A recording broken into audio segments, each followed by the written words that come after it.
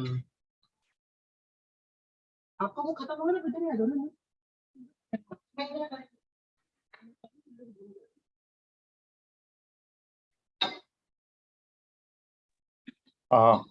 Nilu ma'am, we are live now in this session.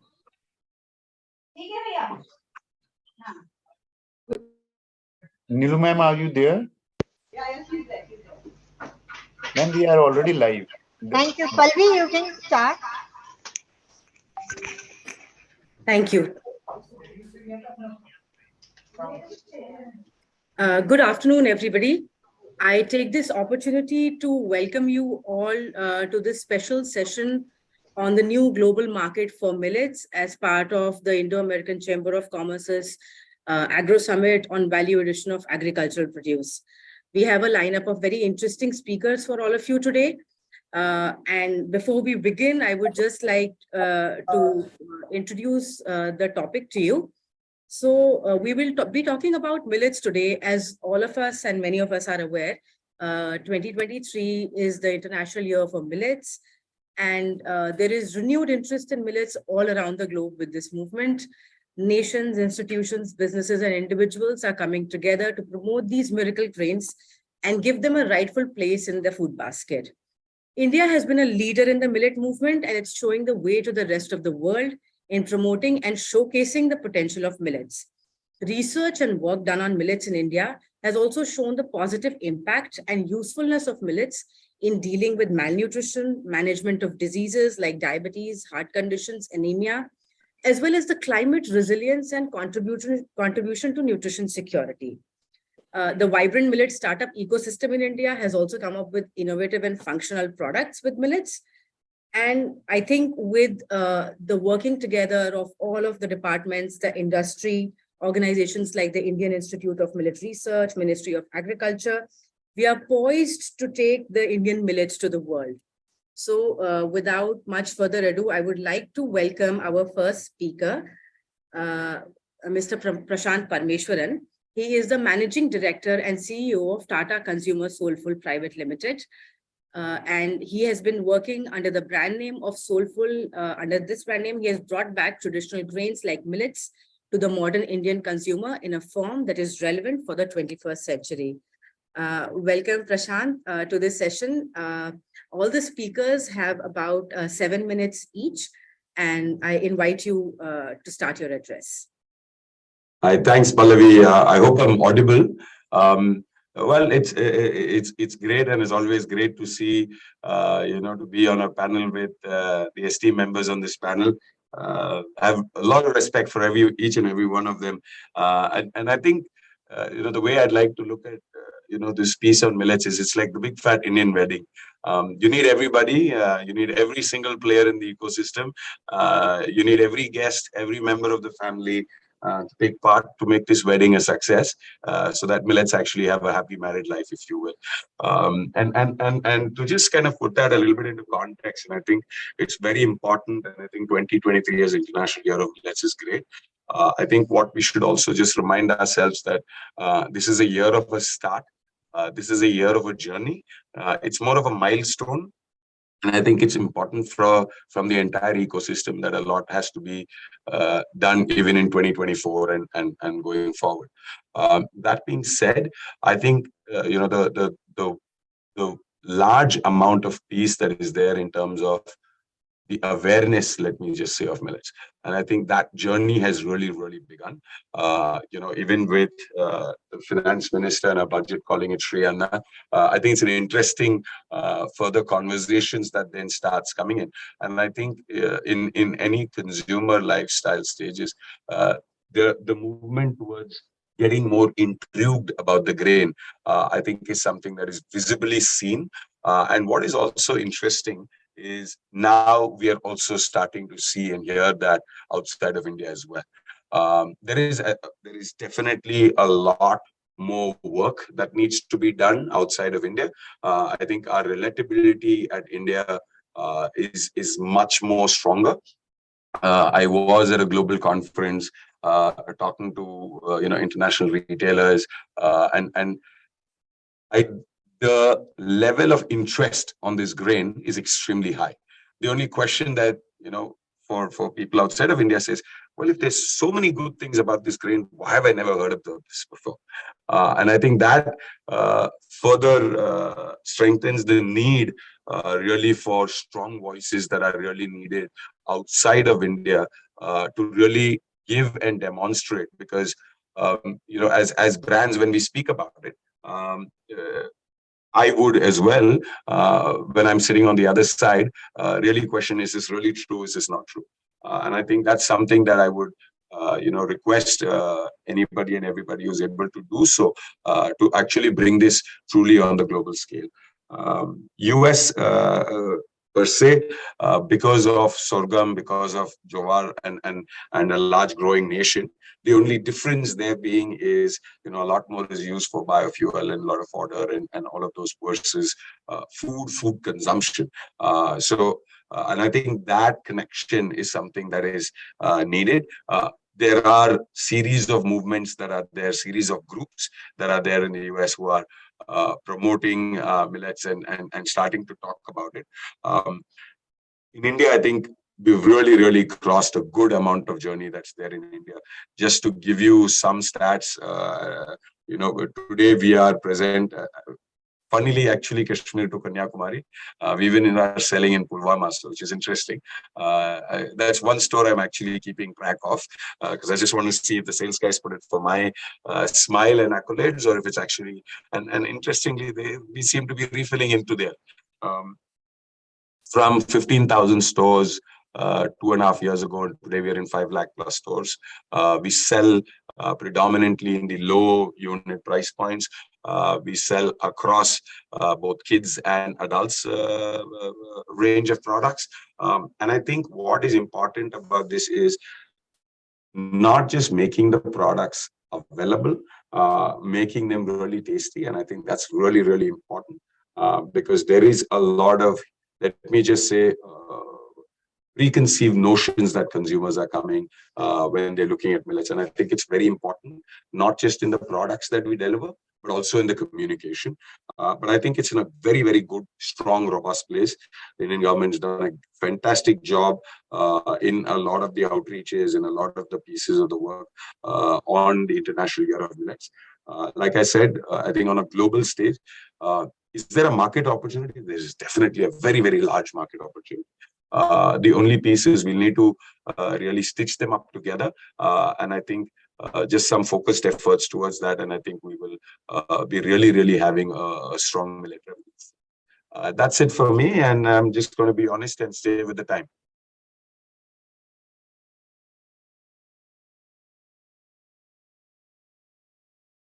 Pallavi, back to you. I think yes. you're on mute. Thank you so much, Prashant. That was very insightful. And I'm glad you kept to the time limit because I know we are a little pressed on that. With this, I would like to welcome our next speaker, Mr. S. Shivakumar. He's the Group Head of Agri and IT Businesses in ITC Limited.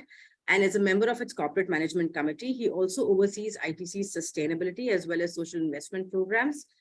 And he also serves on the Advisory Council to the Ministry of Rural Development, on the NRLM, the Commodity Derivatives Advisory Committee of SEBI, and on the Management Committee of the National Agricultural Higher Education Project of the Ministry of Agriculture and Farmers Welfare. We welcome you, sir, and looking forward to hearing your thoughts on the topic. Thanks, Pallavi. And thanks, Prashant, for putting that canvas at the backdrop of where the demand is, what the awareness levels are. And I know each of you have your products in the market, and like you will keep track of what is happening from Kashmir to Kanyakumari. In today's conversation, I wanted to really share 3 points with you.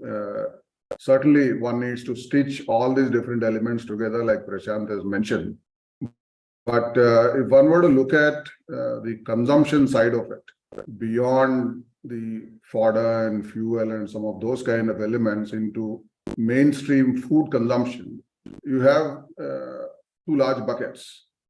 One is the center of plate opportunity in terms of more nutritious staple, substituting things like wheat and rice, as it were, and such other grains and other staples. And second is snacking opportunity with a more healthy option, be it in the salted snacks or for kids or for whatever kind, across all of these different kind of segments that one would have.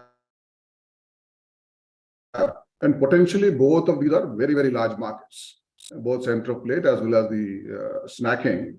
But when seen from the lens of total production of millets versus how much we are currently consuming in this, despite all this awareness, I know it's certainly early days, but it's still a very small fraction of this potential.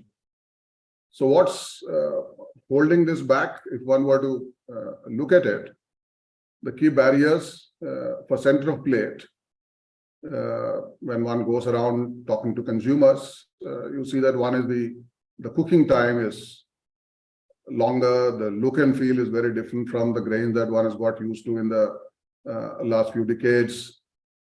Taste obviously is different because one is not used to it. Plus, price is more expensive than other grains or other flours and so on. And if one is looking at snacks, taste is largely masked or enhanced with various other spices, sugar, salt, and all that. But one also hears about price as a barrier there for larger scale consumption. Certainly, there are segments where price is a non-issue, but for expanding to what we call as large potential, when so many are engaged in the sector. So, as it is, price is higher from a consumer perspective when you see it, and still farmer profitability is low. Now, that's the conundrum that we need to solve for. Cost of production for millets is, again, quite low compared to other crops. So, only option is yield increase that we need to get to improve farmer profitability and yet reduce the consumer price. And if you look at over since the time of Green Revolution, the area has actually halved compared to where we were on millets at that point of time versus where we are now. I mean, obviously, a farmer is voting with his planting. And so consequently, one has to see in terms of how to raise the profitability. Over the last 10 years, the prices of millets have doubled against about 50% increase for other grains. So given that kind of a background, so it is important that one has to look at yield as a second issue. So as far as consumption expansion is concerned, certainly whether one looks at popularizing recipes or initially through mixers or possibly through even fusion recipes and snacks, obviously, as visibility increases, I think consumption will go up without any doubt. The market itself is growing so rapidly. Even for the conventional snacks, packaged snacks are growing at over 20%. So therefore, I'm sure millet-based will certainly get its entry. So for yield, obviously, the solution is known to everybody, that one needs to get better varieties, one needs to get seed treatment, improve packaging practices, whether it is planting practices, pest management, harvesting, and so on. But I think crux is how do you take this extension work and get small farmers to actually adopt and go through a cycle to actually taste the better profitability. I think that is where some amount of effort has to happen, whether it is from the extended value chains who have presence in the backward integration farmers or by the government or whatever. But I think there's no escape from yield increases. No, yield certainly has doubled over this Green Revolution period that I talked about, but that's still not enough. It's still far short of where the wheat and rice are. And the third point really is that to expand offtake of high value consumption, whether it's center of plate or as snacks and all of that. Another important intervention is in the post-harvest practices and primary processing, even before it comes to the next level of processing, whether in terms of shelf life, the bitterness and rancidity that goes with time because of the high lipid, and moisture is really the hidden enemy for the grain, and therefore right kind of drying, dehulling, drying for optimal mixture, some of these. And these are good as activities near farm. And that also is an opportunity for enhancing incomes of the farmers. If we train the farmers, in addition to yield improvement, also the post-harvest, supplementing with whatever appropriate made to design equipment, that near farm post-harvest activities is the crux. So I think that will be the third element. So out of the longer element that Prashant talked about stitching together, that is very necessary. I thought I'll just call out these three in terms of opportunities large. How do you share those recipes? And two is yield, and third is the post-harvest. And then I think we are all set on this game marching forward. So there I'll leave it. Thank you. Thanks, Pallavi. Thank you so much, sir. That was, again, very relevant points that you brought up there. Our third speaker is Ms. Meghna Narayan. Meghna is passionate about children's nutrition and health, and she's committed to making a positive change to childhood malnutrition statistics. Her efforts to feed her own daughter healthy and tasty food led her to start the venture Slurp Farms. Before starting Slurp Farms, Meghna led the public health practice at McKinsey & Company. She holds an MBA from Harvard Business School, a BA in computation as a Rhodes Scholar from Oxford University, and a BE with distinction in computer engineering from Bangalore University. Welcome, Meghna. And also something very interesting about Meghna, that she swam for India for 8 years, including at the Asian Games, and she has many gold medals in her kitty. So welcome, Meghna, to this session, and we look forward to hearing your inputs. Thank you. Thanks, Pallavi, and very nice to hear, your thoughts, Prashant and Mr. Sivakumar. Really, the story of the farmer and how this is, the real change will only happen when that shifts. And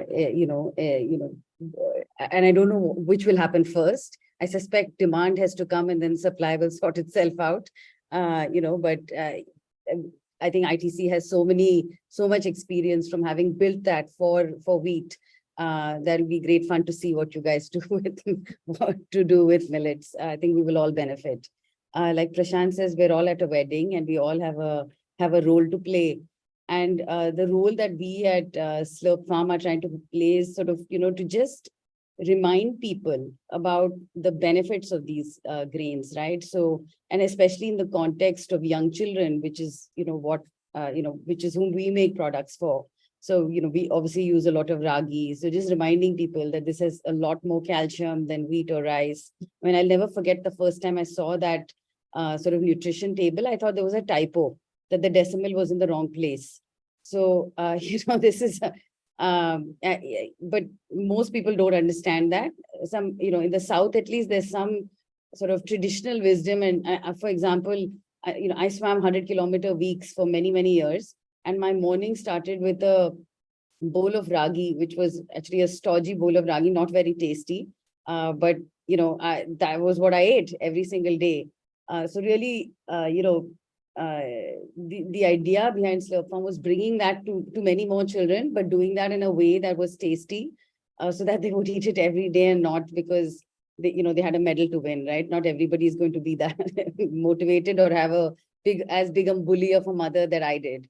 So I think really getting that taste right, getting it into the homes in a way that, just as the way, I mean, these were in our homes, right? And rice and wheat replaced these. So we have to, nobody's saying we have to replace wheat and rice, but we have to just bring that diversity in everything. I think that is the need of the hour globally is on fruit, vegetables, on grains, is to bring diversity back.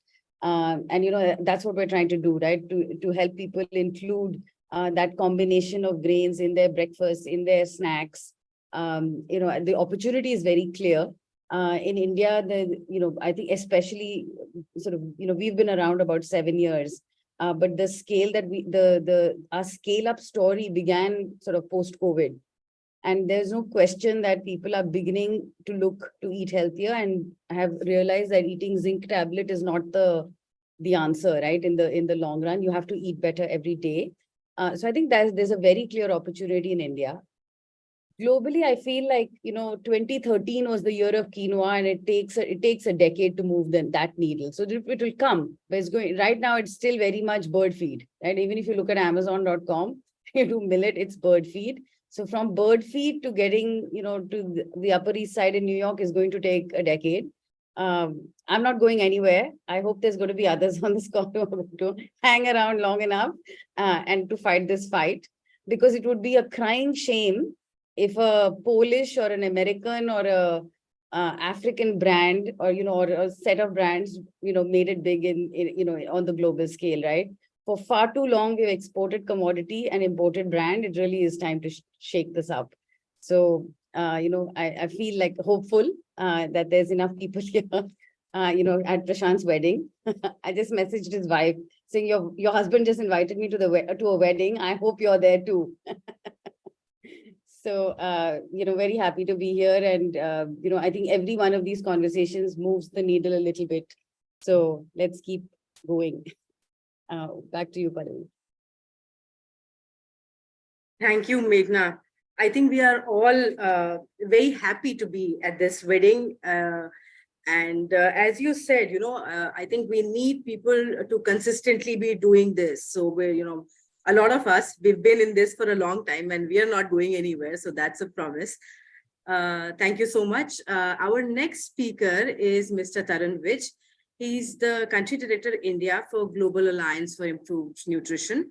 He leads the India Country Program, and GAIN works to drive impact at scale through partnerships with public and private sectors. Currently, GAIN is implementing projects on large-scale food fortification, workplace nutrition, and biofortification in India. Additionally, he's also the cluster lead for GAIN's Drivers of Food System Change programs that include GAIN's work globally on consumer demand, workforce nutrition, social protection, children and young people, food systems governance, gender, innovation, and environment. Welcome, sir. We look forward to hearing your thoughts. Thanks, Pallavi. I was listening with great interest to Prashant, Meghna, and Sivakumar's. So in GAIN, we have taken sustainable food system and micronutrient deficiency lens on our work on millets in particular.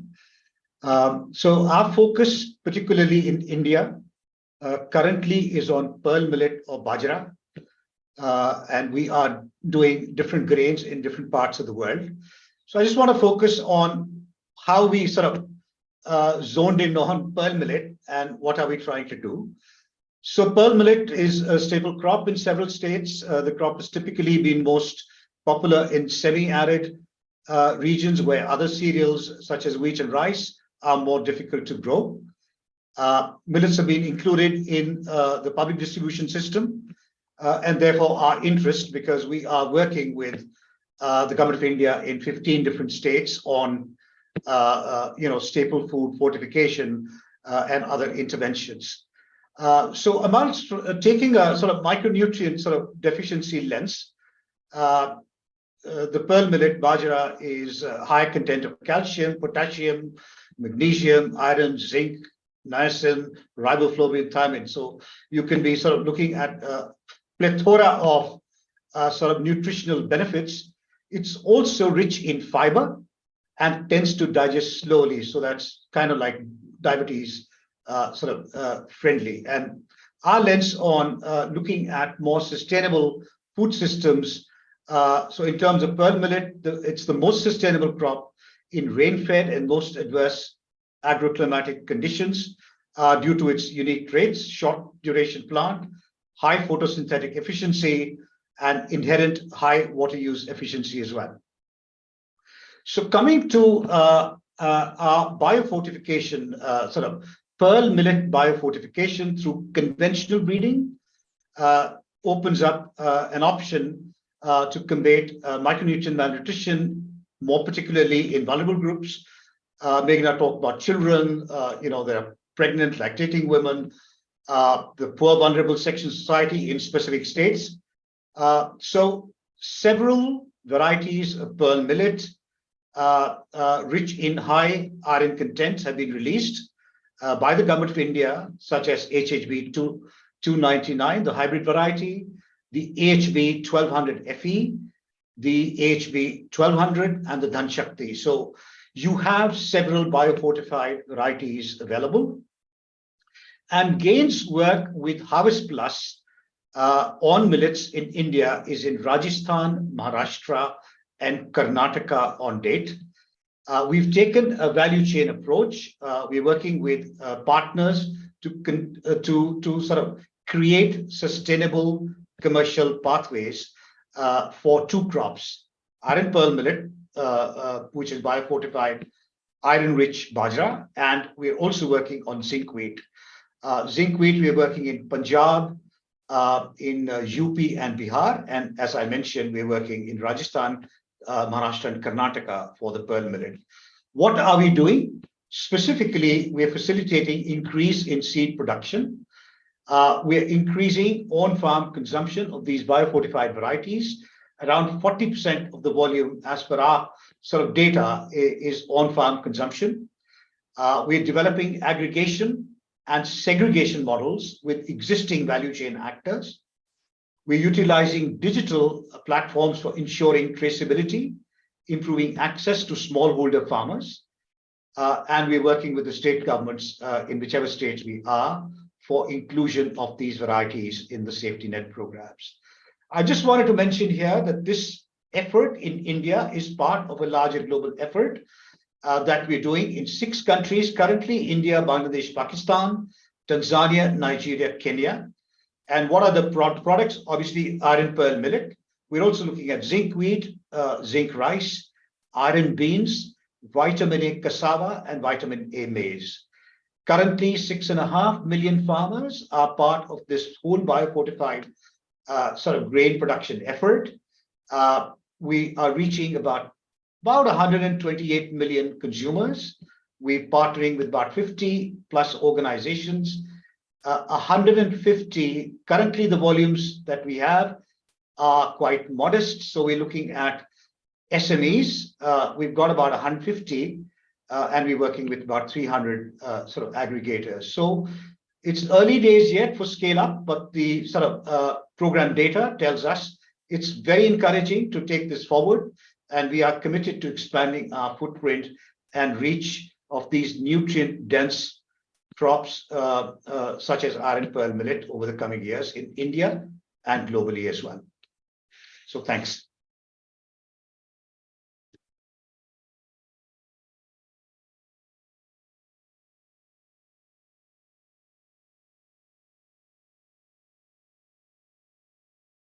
Pallavi, over to you. Yes, thank you so much. That was very enlightening on the biofortification and biofortified pearl millet, sir. And I do have a few questions, maybe if time permits, towards the end we can engage.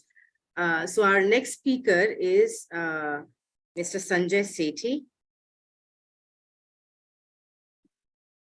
Mr. Sanjay Sethi is a world-renowned impact investment leader and a sustainable food expert. He's currently the executive director of the Plant-Based Food Industries Association, a CEO-led body representing and building a strong foundation for India's plant-based food companies, which produce high-quality plant-based alternatives to dairy and meat products. He has had a 3-decade-long career, and he has set up winning integrated supply chains in Africa, Middle East, Europe, Eastern Europe, South Asia, and in India. Welcome, sir. We look forward to your inputs. Thank you, Pallavi, and very happy to meet the colleagues on this panel. A lot of good points have already come in. I want to just make some points on the branding side.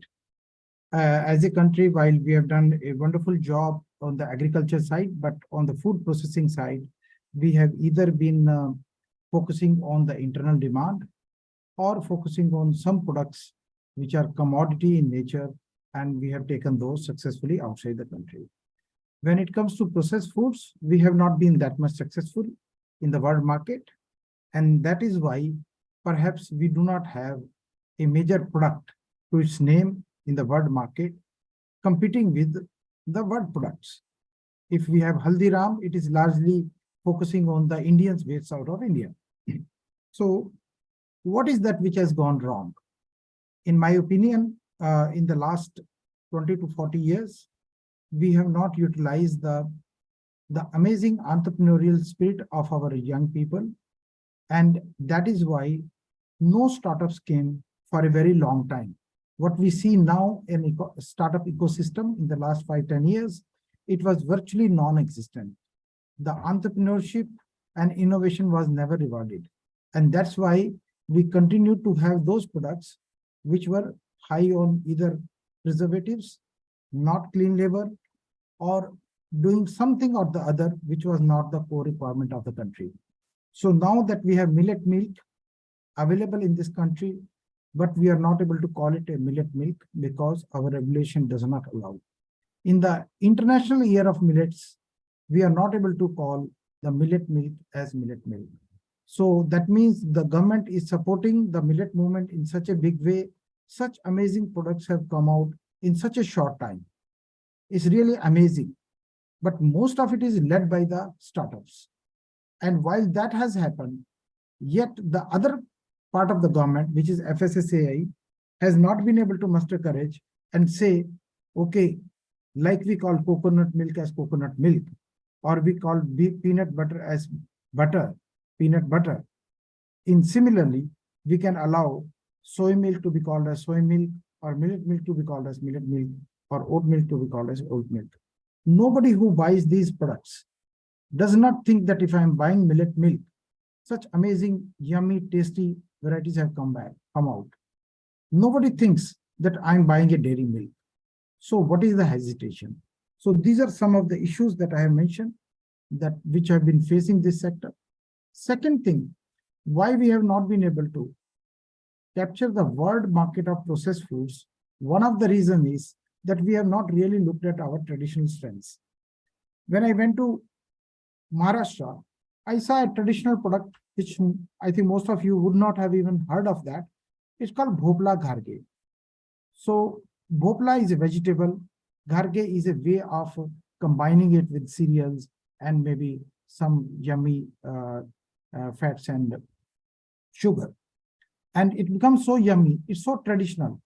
Moment anybody will eat, would love it the way we love our banana chips or chakli or something like that.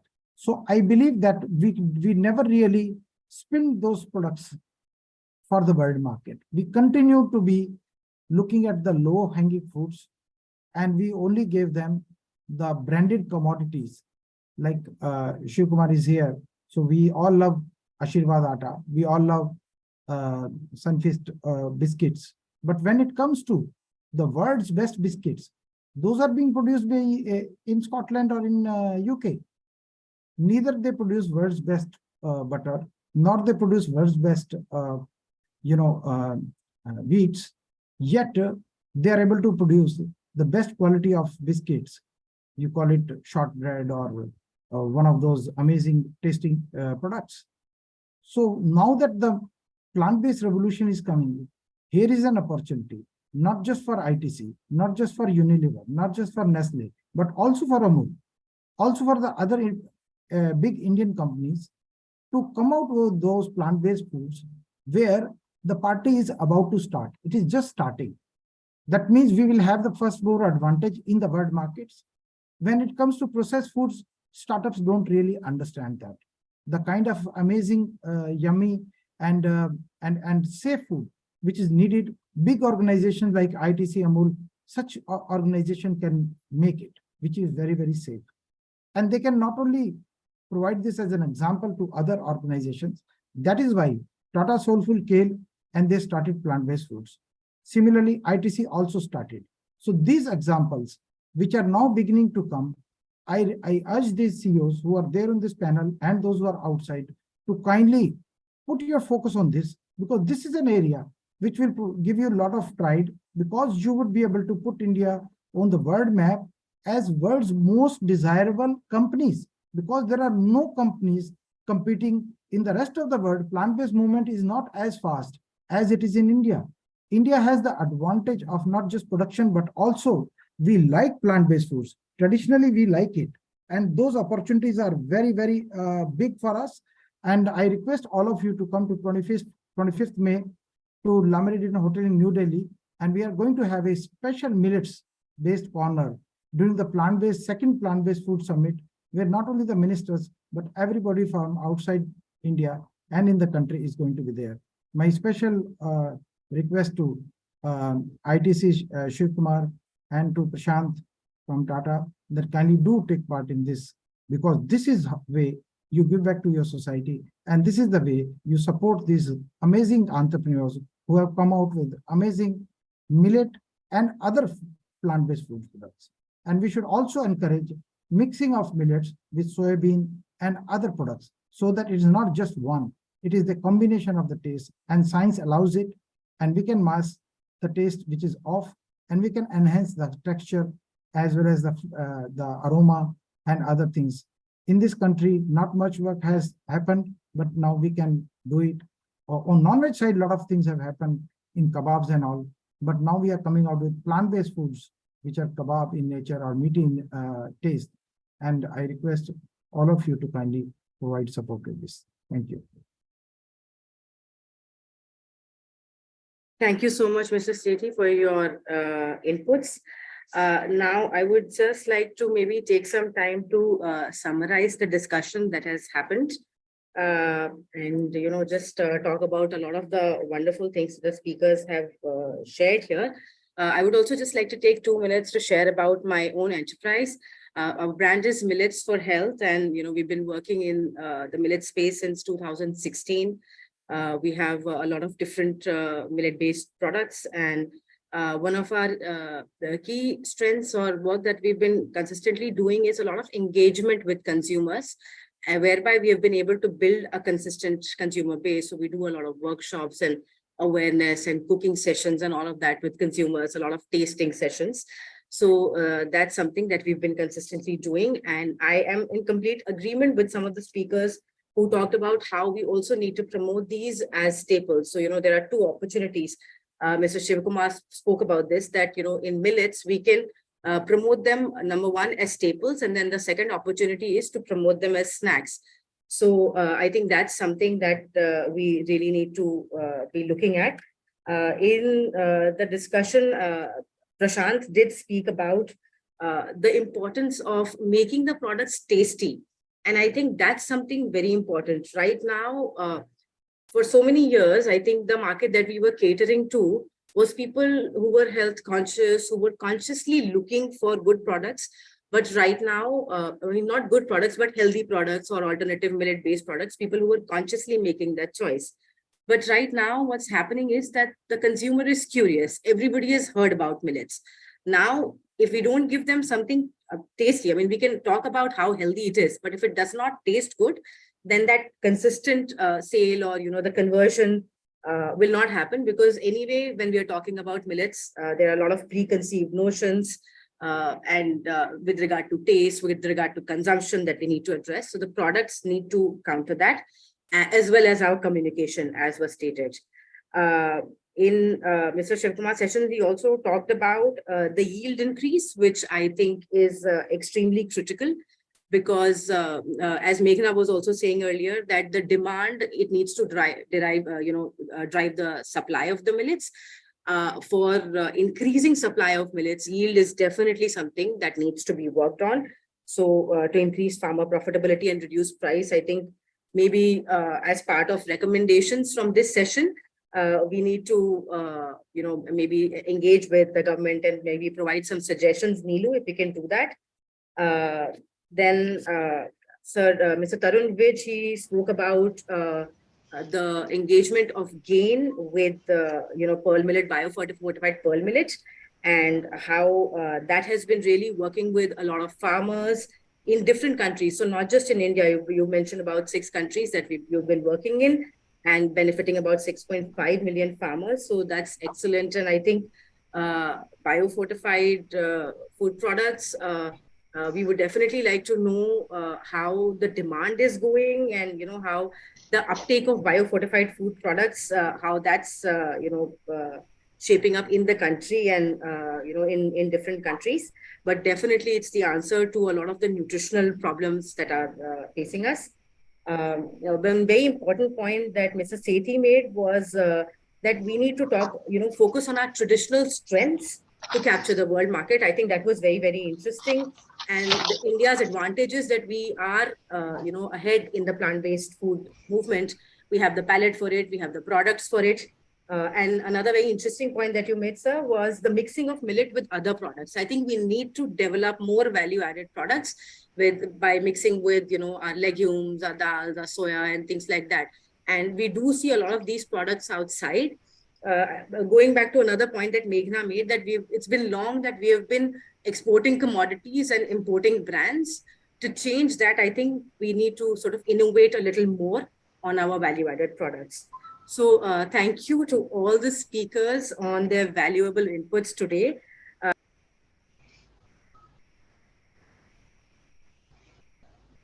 You are on the mute. Palvi, you are on mute. I know, I don't know how that happens. Sorry. So I would just like to hand over the mic to Mr. P. Sudhir Kumar. He's the Director of Marketing at Trick India. And thank you, Pallavi. Thank you. Thank you so much, sir. Thank you, Pallavi. It was a very crisp session. I think everybody kept their time. You have made up the time what was lost in the earlier sessions. But to sum it up, even though I'm very new to this millets field, as a consumer, I can say definitely it has got improved. In South India, you get a lot of snack varieties mixed with millets, mixed with dal, and you get a lot of snacking varieties, which are tastier also. As a consumer, I'm saying. So it's a long way to go, but India, like the government is emphasizing on millets this year as the millets year. So we will definitely catch up in this field. So thank you all for being patient enough to wait for your time and give a good presentation to thing. I don't know whether the other participants are here, but I thank again the IACC for organizing such a wonderful session, virtual session. And what I would really suggest to IACC is there should be a little bit of a question answer session. You have a lot of experts from various fields. So at least 10 minutes hereafter, we should have a question answer session from the audience. We have to take questions and reply to them. Or otherwise, best is you have to give all our emails to them so that they can correspond to each and one of the speakers, what are their doubts or something. But once again, thank you all. Thank you for participating in this Agri Summit. Thank you so much. Thank you all. Thanks.